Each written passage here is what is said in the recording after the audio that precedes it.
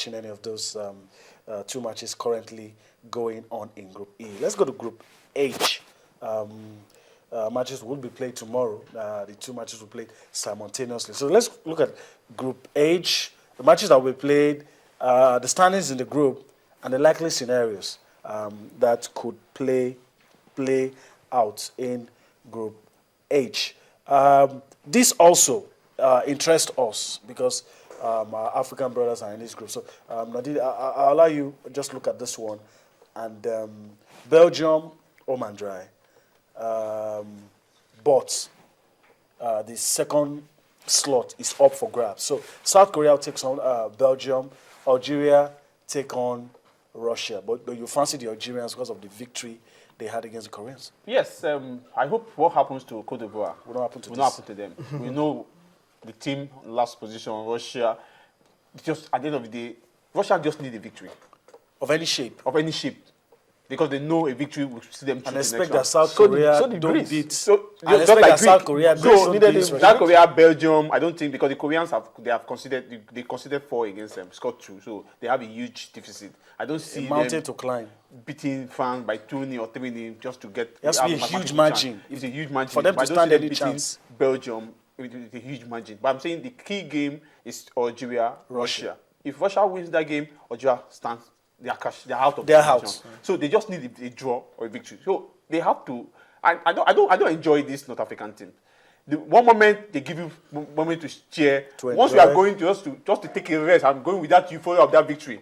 They hit you with those shocking results. So I want the Algerian team to take this game as if maybe they should take a good look at what the Algerians did and what they did not do in that game against Greece and come up with a better performance against Russia. You had the game wrap up. You have just a few seconds to wrap up the game. So why are you allowing your opponent play deep into your 18? You know that any touch, any slight touch, any kind of foul will result into penalty. And that was what they got. And they got punished for it. So the Algerians have to be a bit careful. Score first, try to sit back, enjoy yourself because you know that you have 2 options. Win or draw, you are through to the next round. Okay. But the other side needs just a victory. So they want to push moment forward, but don't allow the Russians to score first. All right. Okay. Well, it's interesting to us. Nigeria is the only African team that has qualified of all the teams left. So we're left with Ghana and Algeria. Here, some of us say we're going to see 4 African teams. That cannot happen. The best we can get now is 3. Is 3. And but we have 1. We have 1 in the bag. Okay. And so this is how it stands. Belgium 6 points, Algeria with 3, followed by Russia, then South Korea. That's a mix-up there. That's South Korea, not South Africa. So, well, that's how it is. We're wishing our African brothers, we're wishing them luck. A draw would just be enough. The party would not be enjoyable if it's just Nigeria. So we hope our African brothers, Algeria and Ghana, will be able to pull through. Well, let's talk about a man. That's it, South Korea. Let's talk about a man that Tunde loves so much. How do you know? And is always ready to come in his defense. Let's talk about Luis Suarez. For the sake, let me help Tunde out. Tunde's Twitter handle is called Red Carnivore. Okay.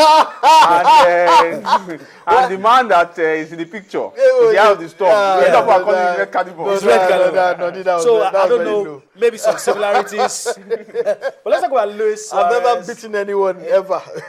A man that seems to get into the news sometimes for all the wrong reasons. And this was Giorgio Chiellini. I mean, it was livid. He expected Suarez to be booked. That didn't happen. But Suarez, a decision will be made about his case. But what's likely going to happen? Let me start with Tunde. The man in the eye of the storm, surely FIFA will allow him put up a defense. Oh, yeah. But will anything he says hold? I mean, there's video evidence against him. There's the match commissioner's report that would definitely be against him. Eyewitness. Those say it would definitely be. It depends on what the match commissioner puts his in his perspective. Report. It also depends on what the referee puts in his report. Eyewitness.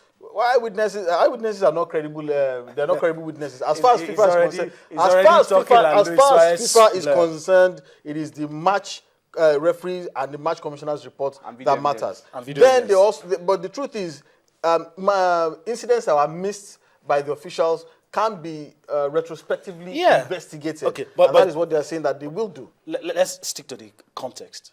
People are saying that there are bite marks. I can't see anything. I honestly can't see anything. I can see. I can see someone's skin. I mean, unless you have a microscope from here, I can't see any bite marks. Okay. Will anything from the young man say the little I've seen, the evidence is particularly damning. Yes. And I think Luis Suarez, I think if he did bite him, the fellow needs psychiatric help, honestly. I think he does. Because I don't understand. He has worked so hard over the last 1 year to reform and rebuild his reputation, and for him to indulge in this, throw it away in this madness, in a silly manner. It's because he stands to I mean, he stands to lose a lot. The largest ever ban for a player was Mauro Tassotti in 94? 94 for breaking Luis Enrique's nose.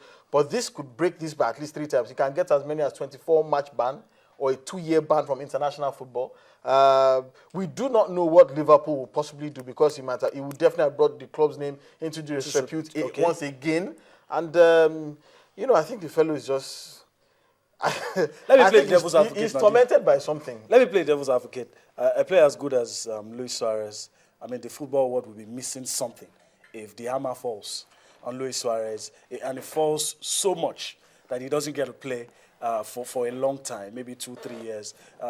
What do you think would be the right punishment? Would telling him to see a psychiatrist, I don't punishment. That's a remedy. You're trying to help him. You're trying to help. The player has problems. If you have a problem, it's not.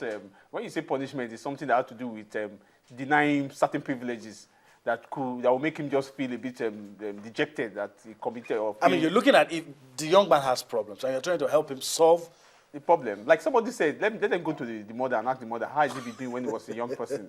How does he react? Maybe they fed him crocodile meats or dog meats. Maybe if he has biscuits or he has maybe lollipop, and you take it from him, how does he react? What kind of reaction? Signs could have been there. Yeah, the signs could have been there. But I think for Luis Suarez, when I saw that incident, when I heard what followed that incident, the comment on social media that followed that incident, everybody forgot the fact that he will go and qualify for the next one debatably.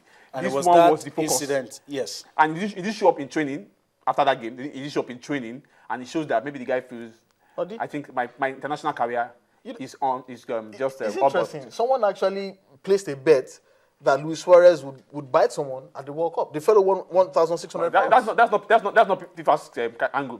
He won 1,600 pounds. Because the young man is quite predictable. He's predictable. So the question is, if he did it once in Holland, he did it the second time at Liverpool in England, and that's aside some other things. Maybe is it possible that the fellow needs help? So punishing him might just not help him. So he might be asked to see, probably go for anger management classes, probably see a psychologist or a psychiatrist. He has no reason to be angry. I mean, that's what beggars the mind. If someone is going to do something like that without being provoked, yes, there are issues that, he had been hit or been bullied by the Italian defenders during the game, yes, but another interesting angle, if you look at all of this, in your view, I'm very sure you saw the replays over and over and over, but some will say Giorgio Chiellini as well retaliated because. If you look at that, an elbow landed on his face. Like that. See, that himself. That was why the referee did not. The linesman on the side did not. Maybe because we had the referee had his back to the. We had the privilege of the replay. So yes. we could see some of those incidences. But the fact is that there was somebody complained that he was beaten, and we had the video evidence, so close shots. Saw Suarez sinking his teeth into that guy's shoulder. Wait. Or it looked like. We didn't see it. We just saw both of them collide. Both of them went down. Today's benefit, it looked like. And we said before that Suarez has buck teeth. But it's possible that he collided. But the truth of the matter is that the one that we got the Chiellini's own, this was any issue. Maybe FIFA would just say warning to Chiellini, but Suarez's own is the one that they have opened up a disciplinary case, and they're going to suffer for it. Let's wait and see. FIFA surely will investigate. By now, Suarez would have put up a defense. Then we'll wait to see what happens. But surely, if he's found guilty, what will come out of it will not be good. We'll go on a break now, and when we come back, we'll leave football. Unless there's an update to give you, then we'll go. We'll be speaking about tennis, day 3 of the Wimbledon Championship. John Skin.